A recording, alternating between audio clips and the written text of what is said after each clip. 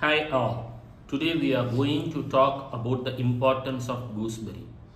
Gooseberry or amla is known as nilli in Tamil, amla in Hindi. Adi Shankara, who was the incarnation of Lord Shiva, was born in Ardra nakshatra. Ardra nakshatra is Rahu.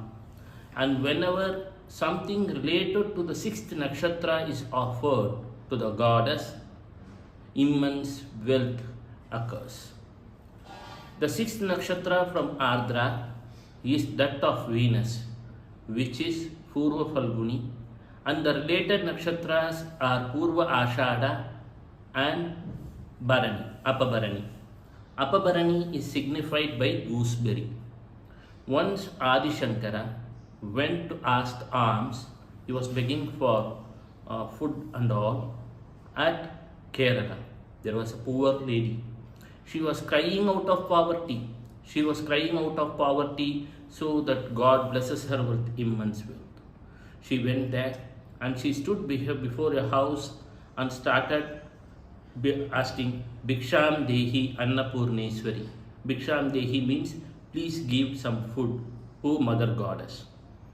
Whenever we seek food, we fail to forget that every a single grain of food comes through various process to reach us in our table. And unless we have the grace of God, we can't even have that single morsel of food. Adi Shankara begged, and it was a Dwadasi. Dwadasi means the 12th lunar phase. Usually, many used to do fasting in the 11th lunar phase called as Ekadashi. For example, if a person is born on Panchami or Ashtami of the lunar phase, that is to say, the 5th day or else the 8th day of the lunar phase, the Rashis of Virgo as well as Gemini will be Dagda Rashis or burnt Rashis. It will have some amount of karma. Gemini and Virgo relate with Mercury, Lord Vishnu, and finance, and also communication. To avoid the malefic effects of being born in a particular tithi, people used to fast on those days. Ekadashi is the day of fasting for Lord Vishnu, and hence the lady was doing her fasting on Ekadashi, chanting her Vishnu Sahasranama.